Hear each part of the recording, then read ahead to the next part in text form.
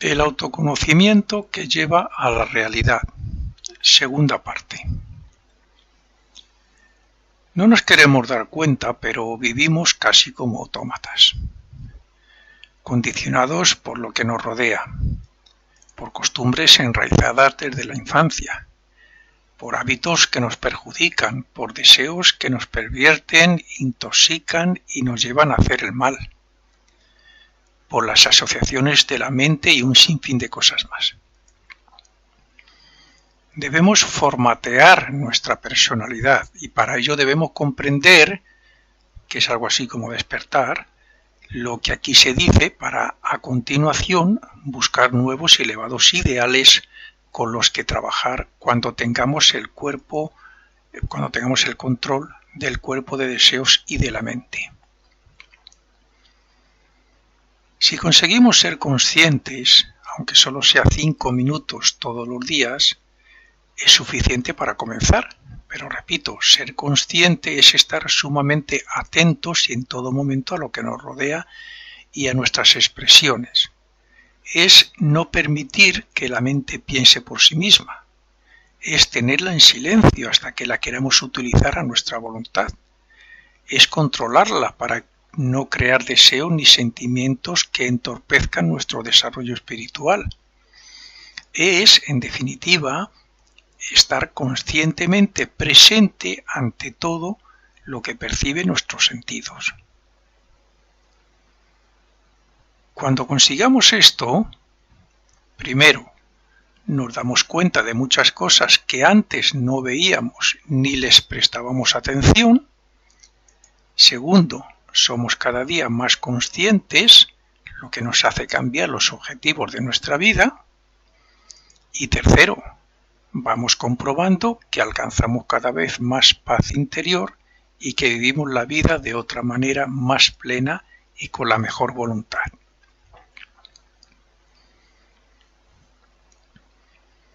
Si tenemos que descubrir todo eso, nos afecta sin necesidad, todo eso que nos afecta sin necesidad, porque no estamos atentos ni somos conscientes de lo que nos llega ni de nuestras actitudes.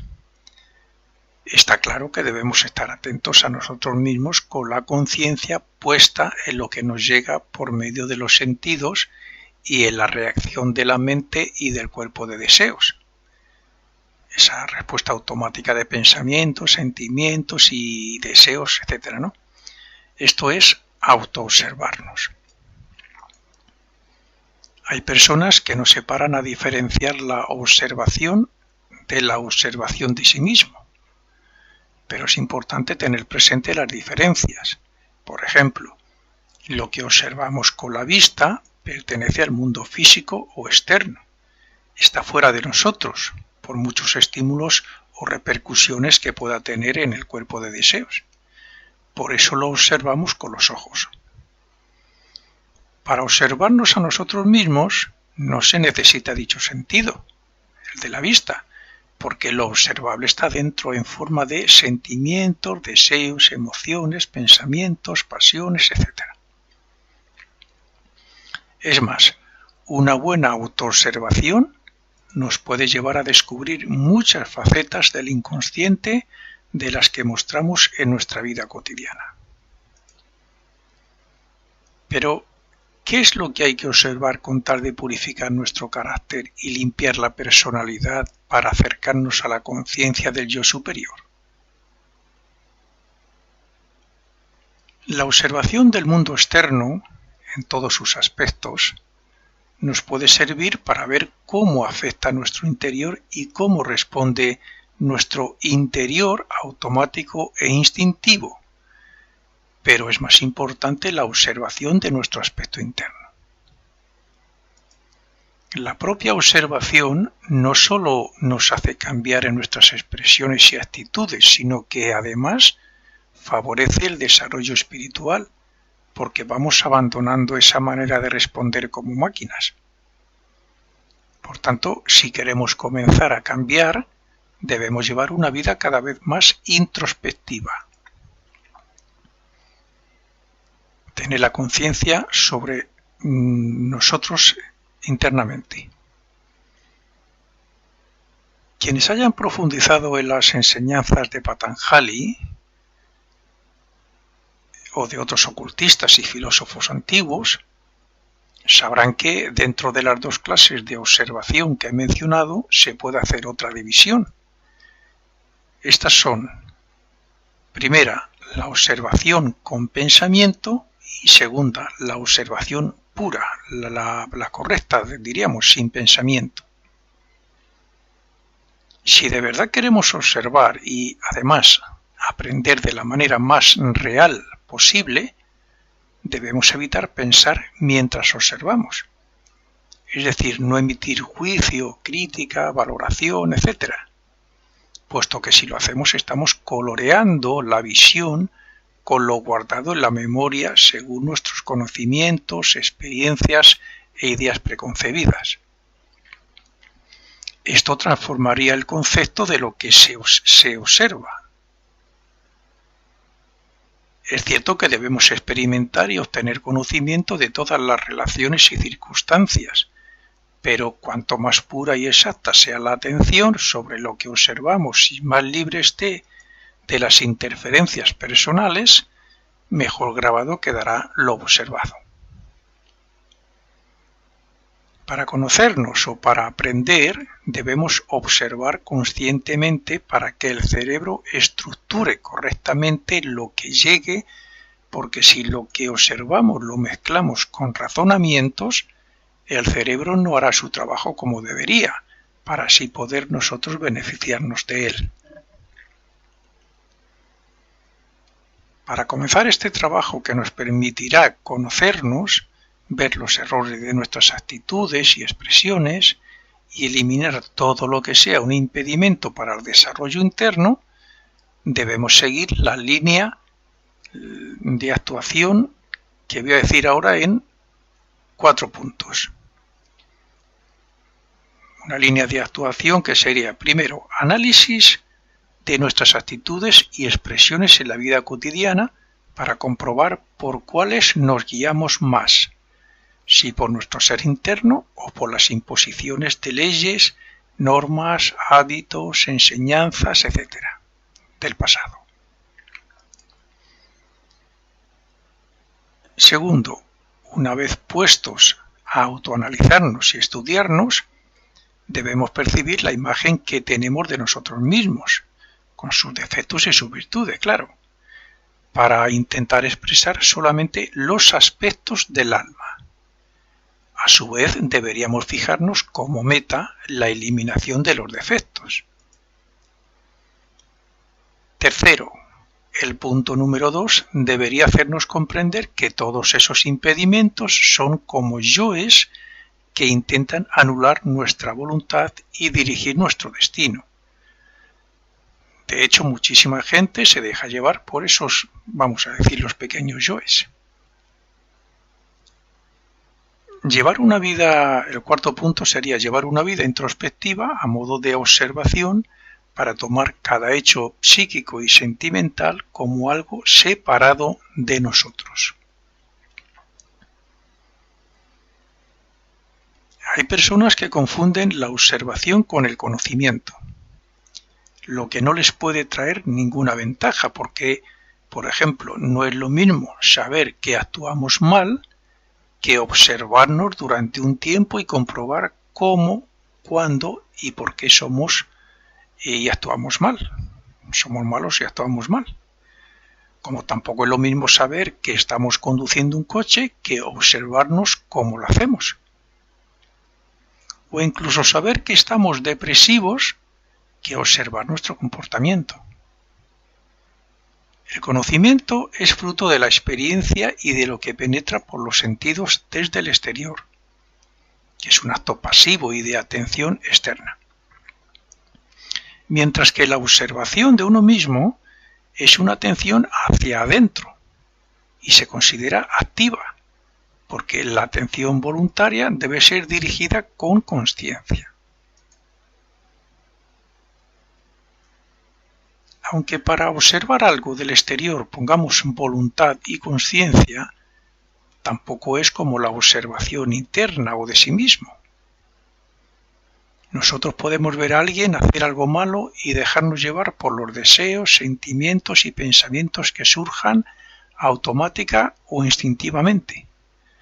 Esto es observación externa pasiva.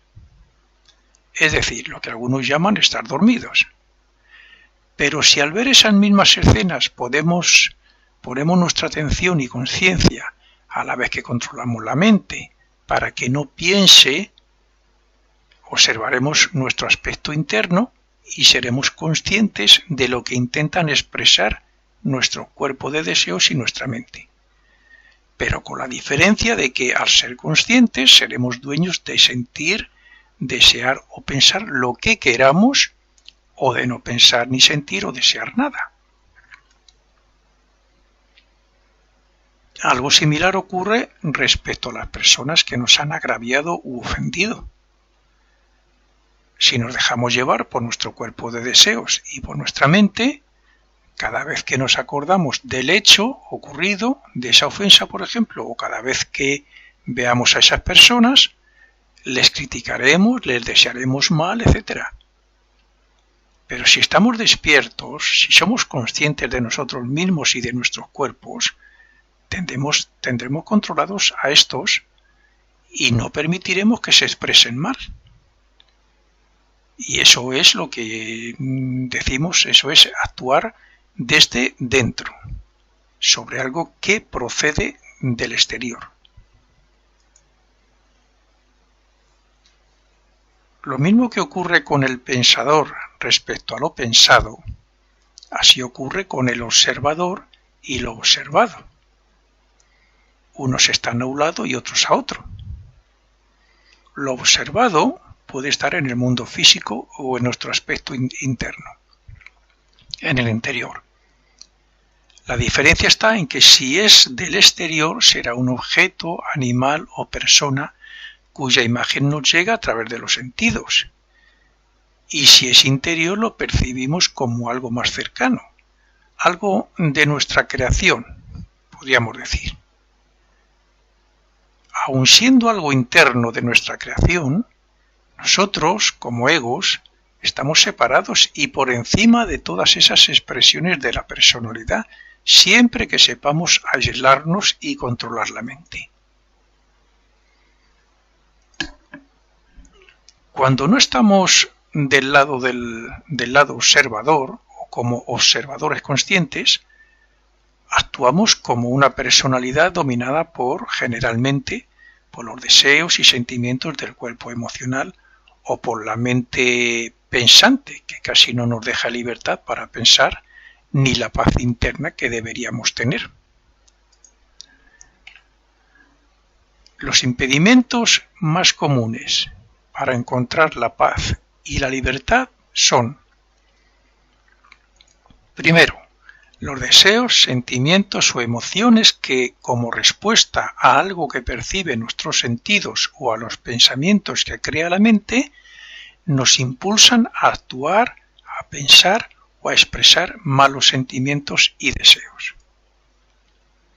Segundo, la mente, que debido a las interferencias, que son al fin y al cabo hábitos, preocupaciones, miedos, impulsos externos o internos, etc., las interferencias obstaculizan porque no deja de pensar.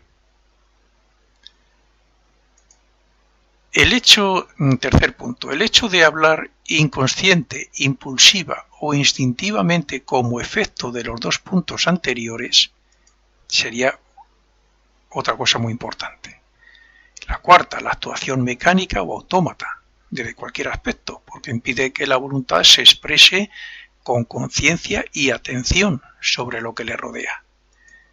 Y por último, y el último punto, el quinto, sería que la imaginación, que también hace que estemos del otro lado de nuestra propia conciencia de yo soy, en cada instante, en cada aquí ahora, y por tanto, como en los anteriores puntos, pues hace que nos identifiquemos con todos esos aspectos obstructores de la personalidad.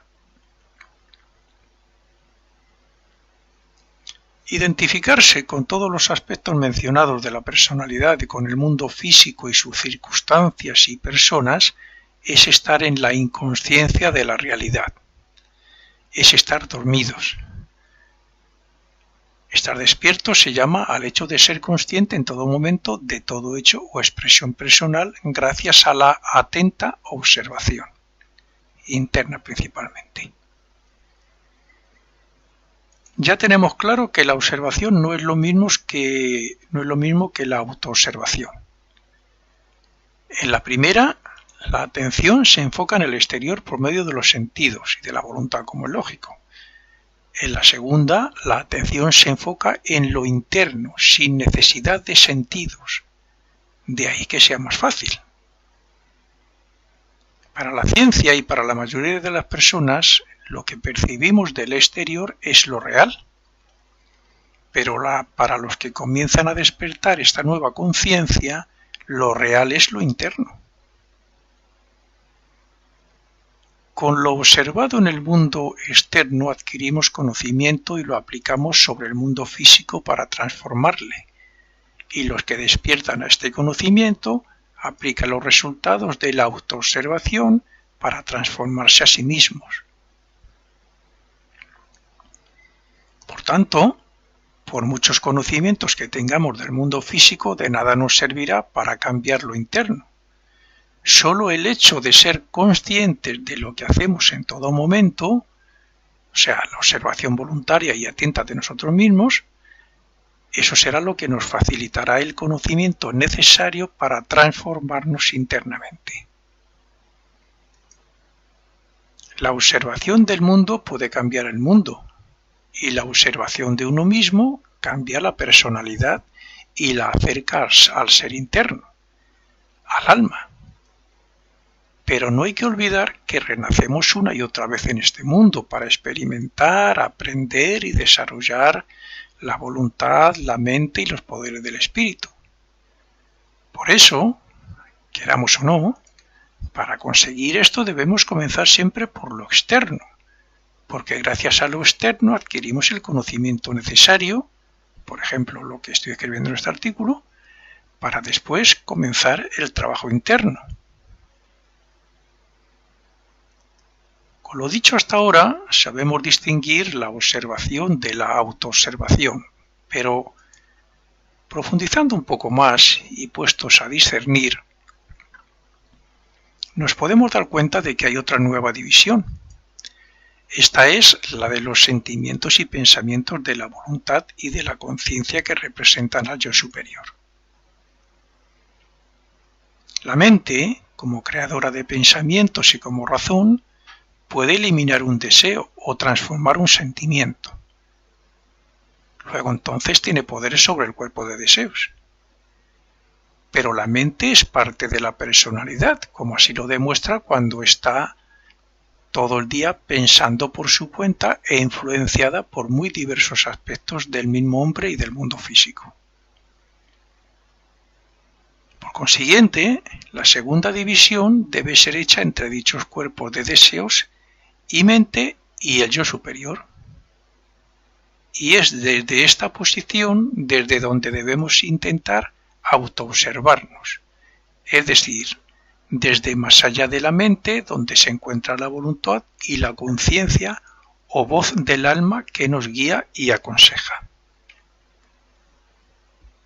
Solo preparándonos de nuestros cuerpos y observándolos atentamente,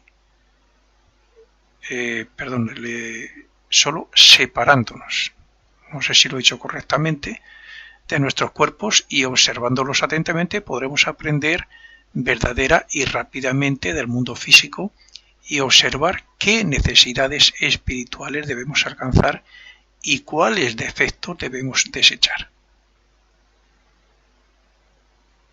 Esto es fácil de comprender. Veamos unos ejemplos. Si a mí me afecta lo que escucho o lo que veo, es porque me he involucrado en ello y lo he hecho mío interiorizándolo. Pero si yo lo percibo, si utilizo mi mente para razonarlo y ver que no tiene nada que ver conmigo y lo dejo pasar de largo o simplemente no le presto ni la más mínima atención, no me afectará. Y segundo, si observo que mi mente está pensando en algo que la preocupa, que desea, o en cualquier problema o interferencia que tenga y me uno a ello,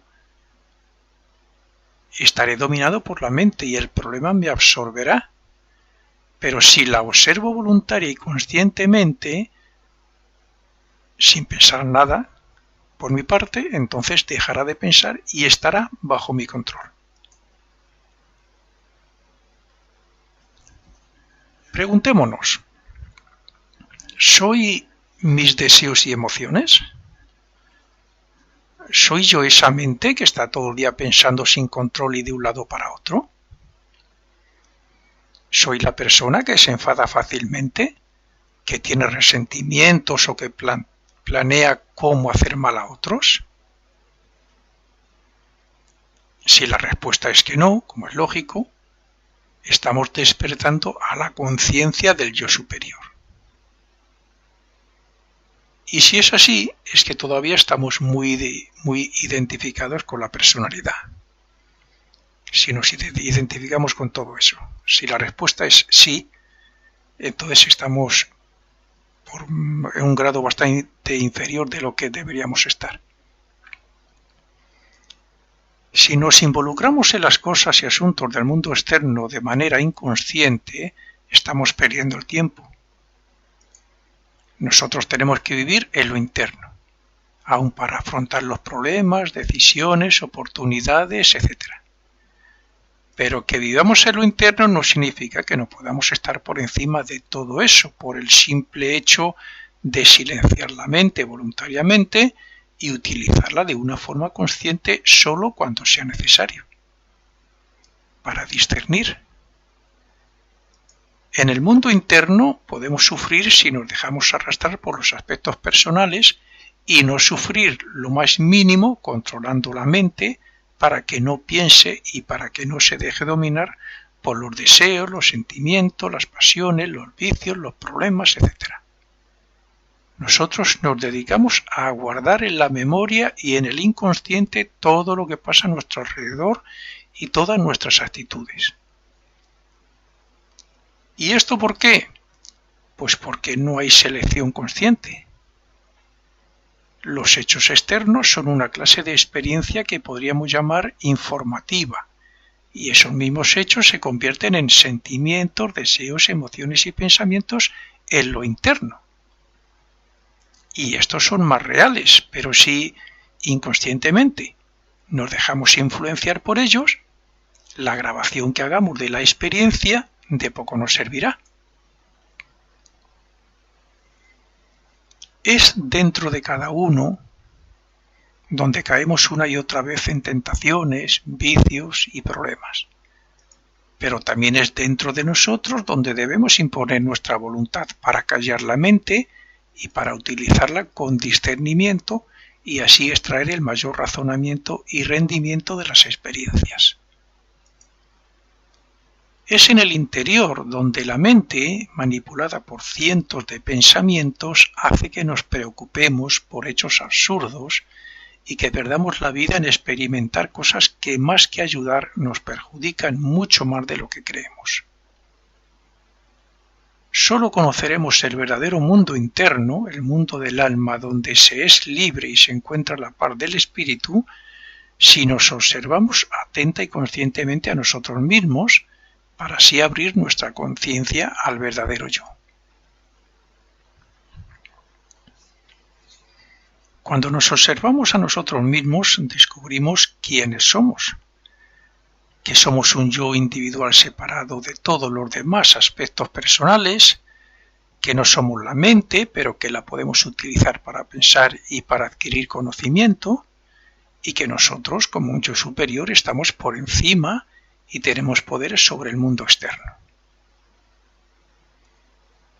Es un hecho que, con la práctica, vamos desfragmentando nuestra mente y nuestra memoria y vamos creando una nueva psiquis. Sin embargo, y si de verdad queremos sentirnos más libres de lo externo y encontrar la paz del alma, debemos intentar y persistir en ello. Sentirnos presentes en cada instante, es decir, ser conscientes de lo que verdaderamente somos. Somos un alma en evolución y no el cuerpo físico ni el resto de aspectos personales. ¿Y esto por qué es así? Pues porque cada vez que nos sentimos presentes como un yo verdadero, nos situamos por encima de la personalidad para estar alerta ante todo lo que hacemos, expresamos y que nos rodea. Ese estar presente como un yo autoconsciente nos separa también de lo observado y nos facilita el uso de la mente para analizar cada situación desde el punto de vista del ser interno y no de la personalidad. No es que este hecho presencial ayude a eliminar los obstáculos, pero sí ayuda a practicar la autoobservación, que es la que nos hace diferenciar lo real de lo irreal. Sabiendo que la autoobservación nos hace ver los deseos, sentimientos, miedos, rencores, ambiciones, conversaciones mentales, etc., es aconsejable que en esa observación haya pausas para observar detenidamente en cada caso, pero sin involucrarnos en él. Eso crea un poder sobre ese aspecto en el alma para que la próxima vez lo superemos más fácilmente. Lo mismo que nuestros deseos, sentimientos y pensamientos se fortalecen durante muchos momentos al día por medio de su repetición automática, así nosotros, mediante la observación atenta y consciente, fortalecemos el poder del yo superior y nos hace más conscientes y eficaces en nuestras tareas cotidianas.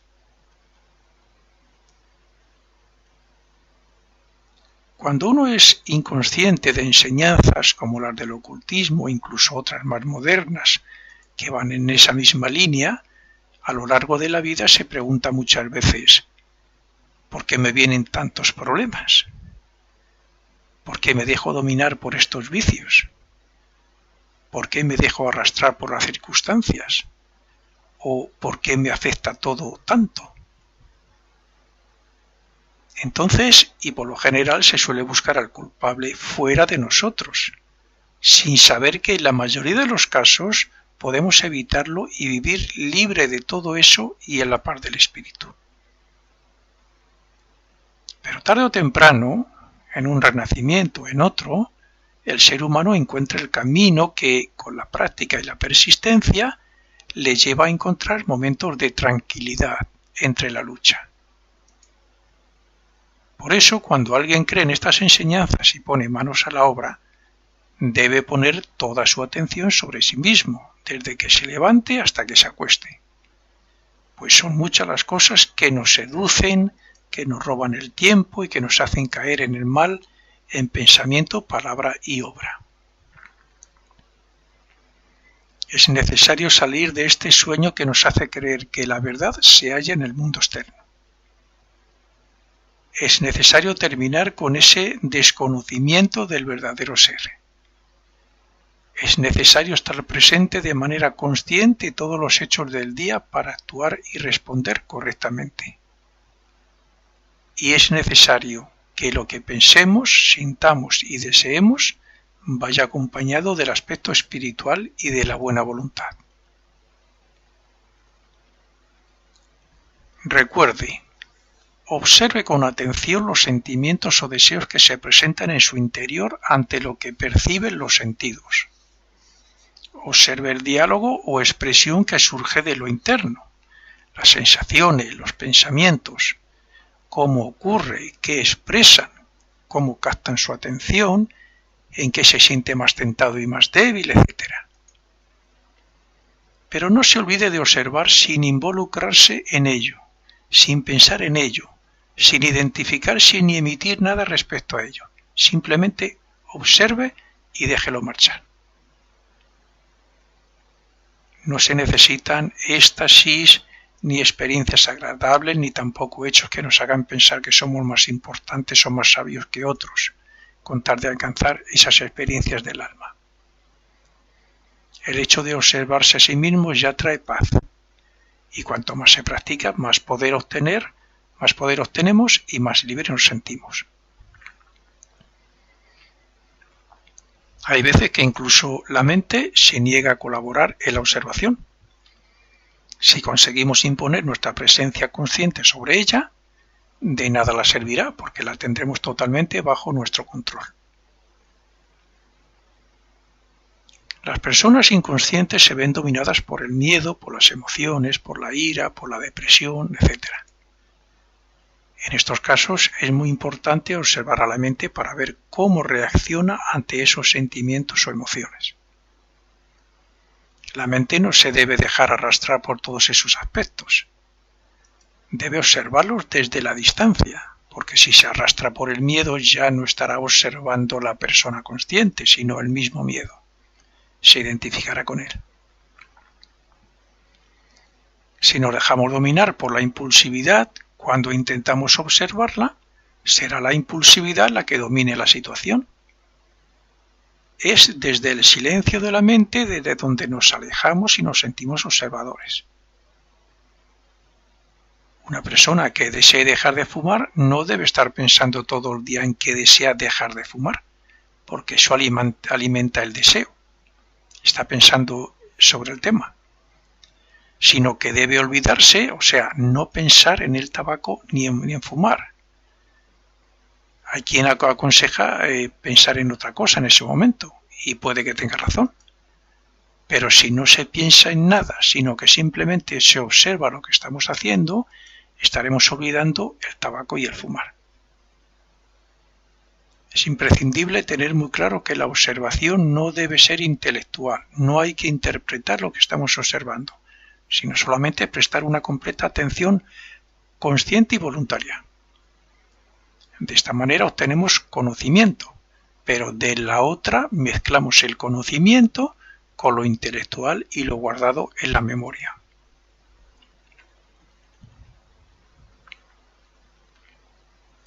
La lucha contra los aspectos que forman la personalidad debe ser constante para que cada día sea de mayor consciencia.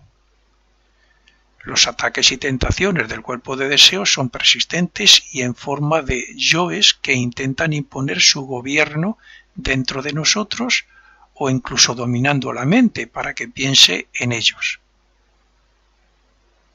Estas pruebas y tentaciones y ataques incluso, pues pueden venir principalmente por los sentidos, pero si no interferimos estas sensaciones, su efecto será peor porque una vez dentro son más difíciles de doblegar. Por ejemplo, una persona se puede hacer celosa por el simple hecho de pensar mal sobre su novia o esposa, que habla mucho por teléfono con sus amigas o compañeros de trabajo. Si a ese primer mal pensamiento se le da importancia, se le deja entrar y dejamos que la mente lo engrandezca. Nacerán los celos y cuanto más y peor piense, más celoso será, llegando incluso a poder actuar físicamente. Por el contrario, si lo observamos sin darle importancia y sin permitir que la mente piense mal, o incluso haciendo que no piense, no solo evitaremos que se formen los celos, sino también mucho sufrimiento por su causa. Si queremos hacer una verdadera limpieza y ser plenamente conscientes para no sentirnos atados a los aspectos personales y a la vez librarnos del karma, debemos permanecer muy vigilantes ante el intento de dominio de esos yoes y ante la mente para que no piense por su propia cuenta. Debemos recordarnos a nosotros mismos que somos. Eso es conciencia de sí mismo, para estar conscientemente por encima de todo lo demás, lo que no sea el yo superior. Observar no implica conciencia ni presencia del yo. Por eso la autoobservación debe ir unida al recuerdo de uno mismo como presencia. Es más, tampoco la razón o el discernimiento facilitan el desarrollo de la autoconsciencia como el verdadero yo, puesto que la mente es el resultado de la experiencia en el mundo físico desde que nacemos, y por tanto es personal. Debe quedar claro que cuando hablamos de consciencia nos estamos refiriendo al intento de representar al yo superior o ego. La conciencia que está por encima de lo que hemos definido como personalidad. Y es en esa posición donde debemos estar siempre, porque este yo no está para nada dominado e influenciado por lo personal ni por lo terrenal. Por tanto, la práctica no pasa por imaginar esa posición o por recordar esto como una teoría, sino por vivir o sentir esa separación como observador autoconsciente de sus cuerpos que forman la personalidad. Es cierto que nosotros, como consciencias, estamos aprisionados dentro de la personalidad, pero no podremos dar ese primer paso de despertar a una conciencia superior si no nos situamos como observadores por encima de la misma, recordándonos constantemente a nosotros mismos que somos. Esta práctica nos separa cada vez más de todo lo que nos domina, influye y ata a los cuerpos y a la tierra, acercándonos así cada vez más a la conciencia del yo superior, a la vez que nos liberamos de los yoes y del karma. Los yoes, vicios, pasiones, pensamientos automáticos y repetitivos, deseos, emociones, etc., no pueden autoobservarse. Por eso la correcta autoobservación solo se consigue cuando el verdadero yo se autorrecuerda como tal y observa cómo y lo que expresan sus cuerpos. Es decir, cuando está plenamente consciente y atento. Pero cuidado, tampoco confundamos la atención normal de las personas, por ejemplo cuando vemos la televisión, con la atención con consciencia. La atención normal puede desviarse constantemente hacia otra cosa, porque no hay una actitud voluntaria y consciente plena. E incluso se puede ver distraída por los pensamientos de la siempre cambiante mente. Pero la atención plena y consciente es la que estamos viendo, en la que estando viendo esa misma televisión no permite que nada la distraiga ni la desvíe, o como cuando leemos un libro. Algunas personas a quienes he explicado este ejercicio me han dicho que es muy difícil y han abandonado pronto. Sin embargo, he de decir que otras que nunca se han interesado por el ocultismo y ni siquiera han tenido intención en cambiar su vida, se han puesto a practicarlo en momentos de crisis y se han quedado muy sorprendidas por los resultados.